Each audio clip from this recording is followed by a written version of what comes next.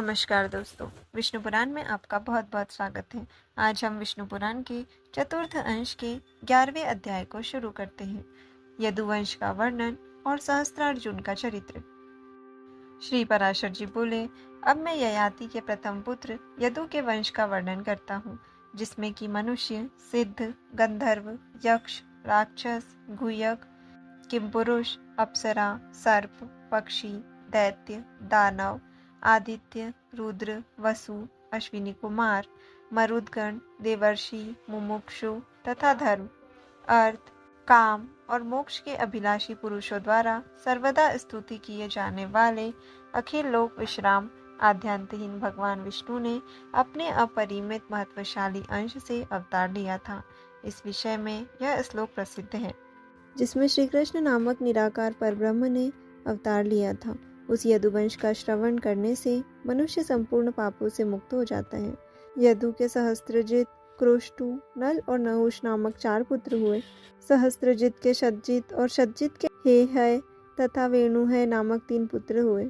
है का पुत्र धर्म, धर्म का धर्मनेत्र, धर्मनेत्र का कुंती, कुंती का सहजित तथा सहजित का पुत्र महिष्मान हुआ, जिसने महिष्मतिपुरी को बसाया। महिष्मान के भद्रश्रेण्य, भद्रश्रेण्य के दुर्दम, दुर्दम के धनक तथा धनक के कृतवीर्य, कृताग्नि, कृतधर्म और कृतौजा नामक 4 पुत्र हुए।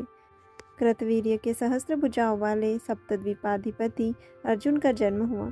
सहस्त्रार्जुन ने अत्रि कुल में उत्पन्न भगवदंश रूप श्री दत्तात्रेय जी की उपासना कर सहस्त्र भुजाएं, अधर्माचरण का निवारण, स्वधर्म का सेवन, युद्ध के द्वारा संपूर्ण पृथ्वी मंडल का विजय, धर्मानुसार प्रजापालन, शत्रुओं से अपराजय तथा त्रिलोक प्रसिद्ध पुरुष से मृत्यु, ऐसे कई वर मांगे और प्राप्त किए थे।